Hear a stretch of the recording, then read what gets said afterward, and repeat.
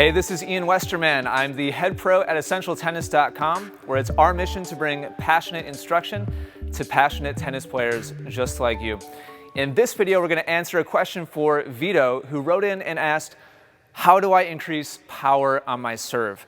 And Vito, there's a lot of different elements that combine to go into a high performance, high level tennis serve, one that has a lot of power, a lot of pace, a lot of spin. We're going to talk about two today that I believe are very, very important. The first one is flexibility. If you don't have good range of motion, and if you don't have good flexibility in your body, your shoulder especially, other areas as well, but shoulder is really crucial, you're going to have a really hard time creating a lot of power because your range of motion will not be what it's supposed to be or what it could be, what your potential actually is. So we're going to cut here to a little stretch that I'm going to be performing with a Thera Band, which is just a piece of rubber elastic that you can use to perform a lot of different stretches. It's like $7 or $8 on Amazon. And you'll see what I'm doing there is pulling my shoulder back. My elbow, my bicep, and my tricep are going to be pretty much in line with my body, and I'm just going to be laying my shoulder straight back with a 90-degree bend at my elbow. And this really is the most important type of flexibility when it comes to the serve. This is ultimately what creates what we call the racket drop.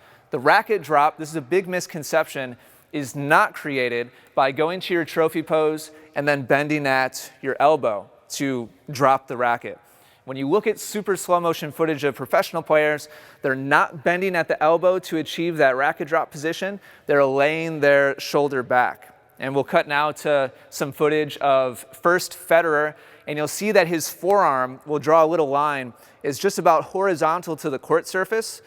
Then we'll go to Djokovic, who's kind of a freak of nature when it comes to flexibility. You'll see that his forearm is actually below parallel as he drops his racket back and he loads his shoulder to be able to create that range of motion and also be able to harness a huge amount of power with his shoulder and also the rest of his body to then transfer up towards the ball. So I recommend doing that stretch. Just hold for like a couple seconds, release, hold for a couple seconds, release, and you can start to build some good shoulder flexibility that way. The number two element that we're going to talk about is smoothness. Here's the deal. Even if you've trained your body to have good range of motion and good flexibility, if your motion is tight and tense and it has hitches in it, if it has abrupt stops and starts, you'll never be able to create the racket head speed that you have the potential to create.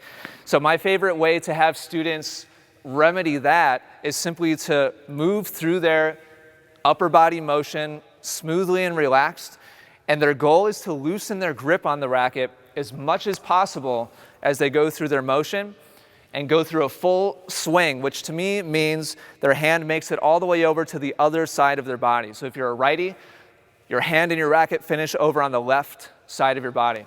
Start off at like 15%, maybe 20% acceleration, and then slowly work your way up in speed until you're up to like 50% max, no faster than 50%.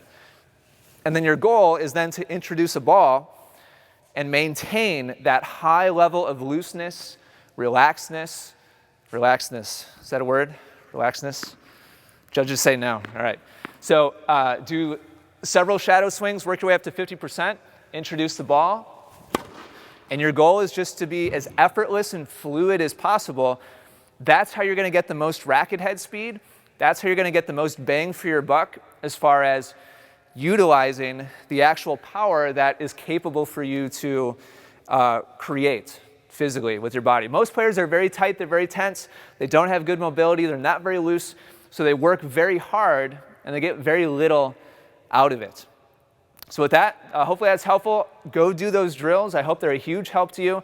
We've also got a link to some coaching in the description down below related to your serve. Go check that out if you'd like to learn more and really master your serve and make it into a weapon instead of having to rely on just pushing the ball in.